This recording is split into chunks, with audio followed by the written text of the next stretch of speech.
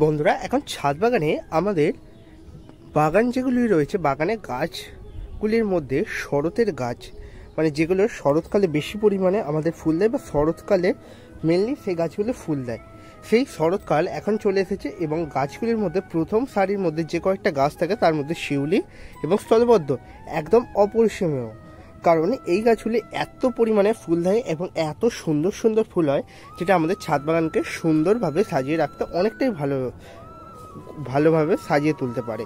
তো আমার গাছটা দেখতে পাচ্ছ স্থলপদ্ম ফুলের কুঁড়ি চলে এসেছে।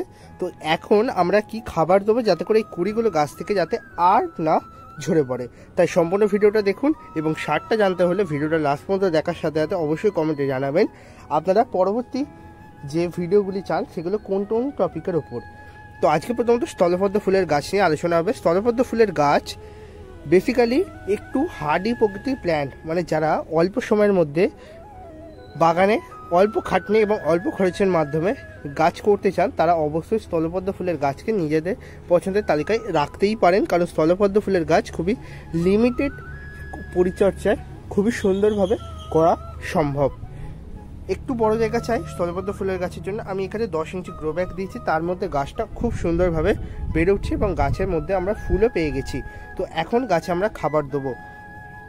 খাবারের ক্ষেত্রে প্রথমত আমাদের এখন মাথায় রাখতে হবে, গাছটা যেহেতু প্রচুর পরিমাণে ফুল দিচ্ছে এবং থেকে থেকে গাছটা বৃদ্ধি পাচ্ছে এবং কুঁড়ি দেখা দিচ্ছে, এই সময় আমাদের নাইট্রোজেন ঘটিত যে কোনো খাবার এবং পটাশ ঘটিত যে কোনো খাবার এবং ফসফেট ঘটিত যে কোনো খাবার বা তিনটের মিশ্রণ এনপিকে সার যে কোনোই গাছে প্রয়োগ করা চলে নিঃসন্দেহে। কিন্তু আমরা ভালো এনপিকে কোনটা গাছে প্রয়োগ করব যেটার মাধ্যমে আমরা গাছ থেকে প্রচুর পরিমাণে ফুল পেয়ে যাব। তো প্রথমত আমরা যদি প্রচুর পরিমাণে ফুল পেতে চাই, তো আপনাদের বেসিক্যালি যে এনপিকে সারটা আপনাদের গাছে দেওয়ার কথা বলবো সেটা তোমাদের দেখিয়েই দিচ্ছি। তোমরা অনেকবার আমাকে বলেছো দাদা এনপিকে ভালো সার কোনটা যেটা গাছে প্রচুর পরিমাণে ফুল আনতে, ফুল এবং ফল তার সাথে গাছের সুন্দর বৃদ্ধি করতে সহায়তা করবে। এনপিকে ফার্টিলাইজার তোমাদের একটা কথা বলে রাখি, সবকটাই ভালো, কিন্তু সব থেকে আদর্শ এবং স্বল্প দামে ভালো কাজ করে সেই ফার্টিলাইজারটা তোমাদের কাছে আজকে তুলে ধরবে। এটা কোনো প্রমোশন ভিডিও নয়, জাস্ট তোমাদের বলে দিচ্ছি তোমরা আমাদের বন্ধু এবং তোমাদের গাইড করা আমার দায়িত্ব, তাই তোমাদের জন্য এই চ্যানেল এবং তোমাদের সাপোর্ট চাই।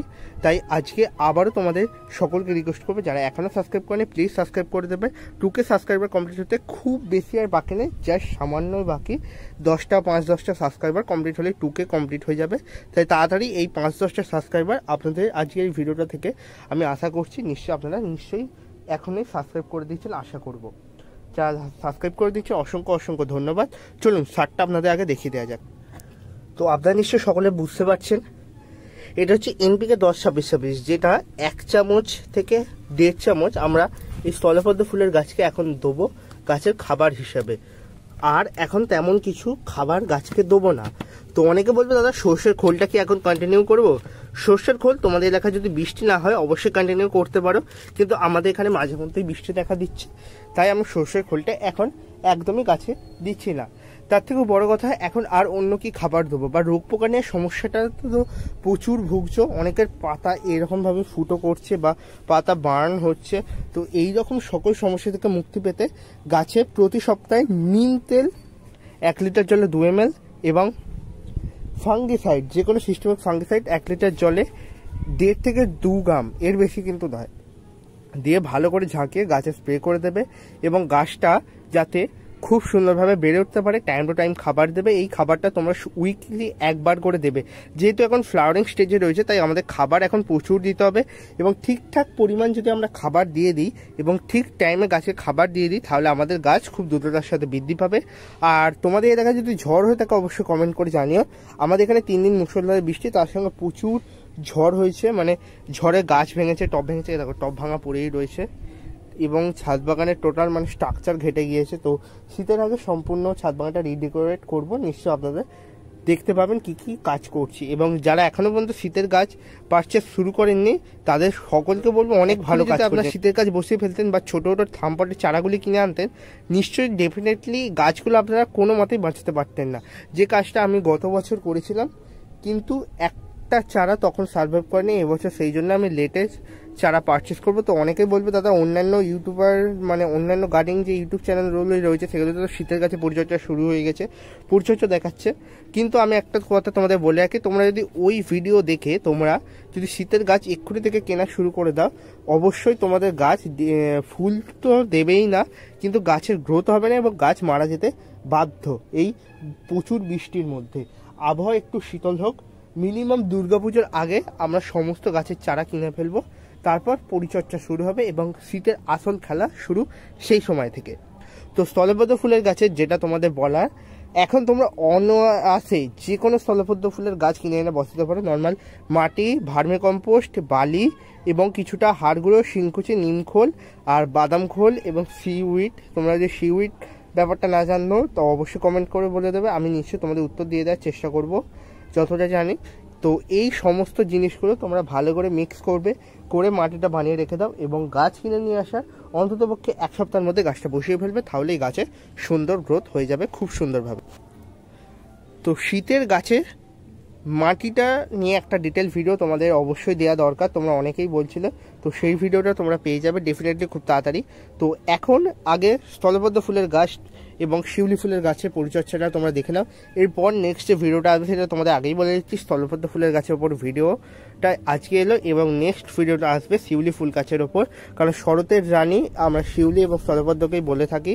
তো দেখতে পাচ্ছ খুব সুন্দরভাবে ফুল চলে এসছে এবং প্রত্যেকটা কুঁড়ি দাঁড়িয়ে যাবে এবং এইটা হচ্ছে কালার চেঞ্জিং স্থলপদ্ম ফুল, যেটা দিনের বেলা সাদা, একটু বেলা হলে হালকা পিঙ্ক এবং বিকালবেলা পুরো রেড পিঙ্ক হয়ে যায়। তো এরকমভাবে কালার চেঞ্জিং স্থলপদ্ম ফুলের গাছ করতে পারো এবং একটা গাছে যদি বিভিন্ন কালারিং ফুল একটা ফুলের মধ্যে দেখতে হয় তাহলে অবশ্যই তোমার স্থলপদ্ম এবং অ্যাডেনিয়াম গাছ করতেই পারো। তার সাথে সাথে তোমাদের বলবো গাছের মাটি কিন্তু স্থলপদ্ম ফুলের গাছে ভিজে রাখবে না, ভিজে মাটিতেই সবসময় রোগের আক্রমণ হয় এবং রোগ পোকার আক্রমণ মানে গাছ ধীরে ধীরে নষ্ট হবে এবং গাছের সমস্ত ইমিউনিটি পাওয়ার গাছ হারিয়ে ফেলবে। তো আজকের ভিডিওটা বন্ধুরা প্রধানত আপনারা গাছের মাটি, গাছের খাবার এবং সার, কীটনাশক, ফাঙ্গিসাইড নিয়ে জেনে গেলেন। তো এর পরবর্তী যে ভিডিওটা আসবে সেটাই আমরা জানবো কী করে সিক্রেটলি আমরা স্থলপদ্ম ফুলের গাছে প্রচুর পরিমাণ ফুল আনতে পারি। গাছটার বয়স হবে মাত্র 5 মাস, তার মধ্যে এত সুন্দর ফুল এবং এত সুন্দর গ্রোথ।